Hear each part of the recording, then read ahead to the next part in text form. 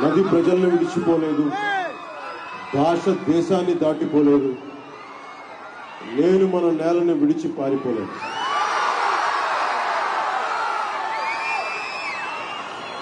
చాలా కీలకమైన సభ ఇది. ఈ రోజున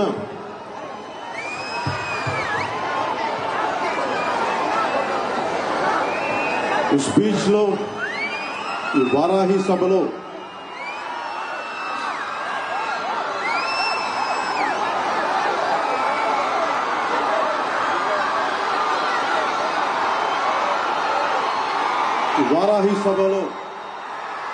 చాలా ప్రత్యేకమైనది.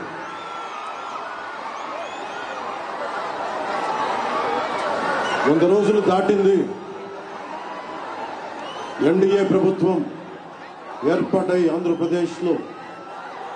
ఈ 100 రోజులు ఎప్పుడు రోడ్ల మీదకి రాలా.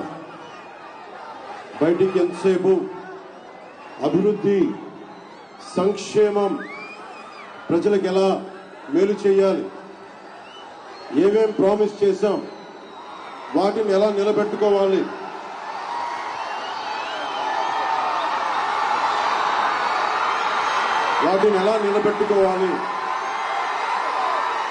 ఆర్థిక వ్యవస్థ దెబ్బతింది, దాన్ని ఎలా నిలబెట్టాలి.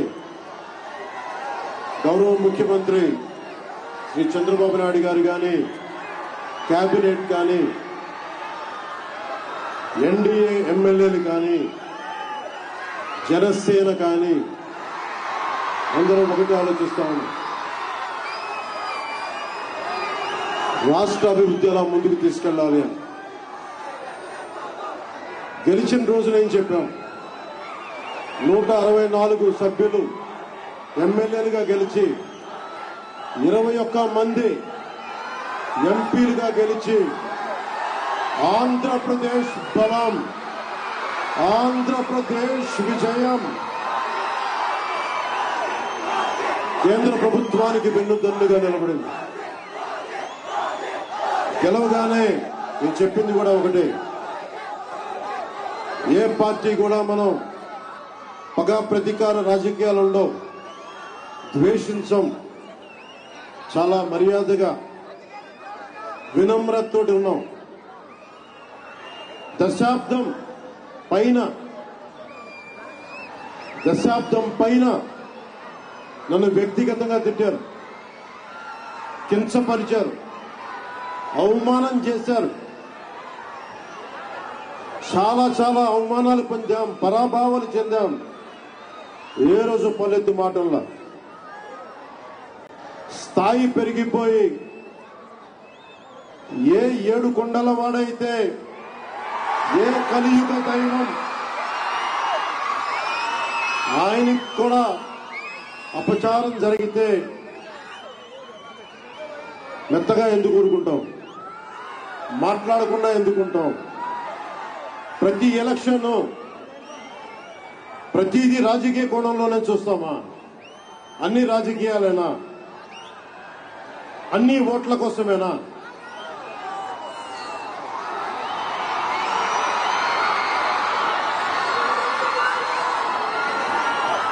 నా జీవితంలో ఇలాంటి రోజు రాకూడదని ప్రార్థన చేశాను.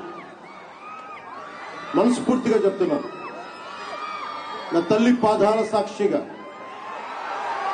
వెంకటేశ్వరుడి పాదాల సాక్షిగా ఏ రోజు కూడా ఇలా మాట్లాడాల్సిన రోజు అవసరం రాదు అనుకున్నా. కానీ వైసీపీ నాయకులు తెప్పించారు ఈ రోజు.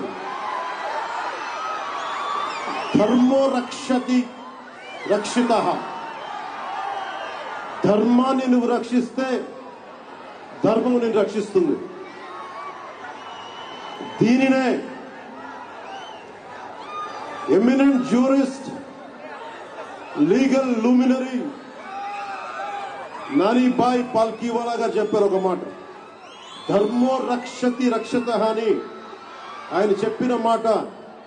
లా ఈజ్ కోడిఫైడ్ ధర్మాన్ని.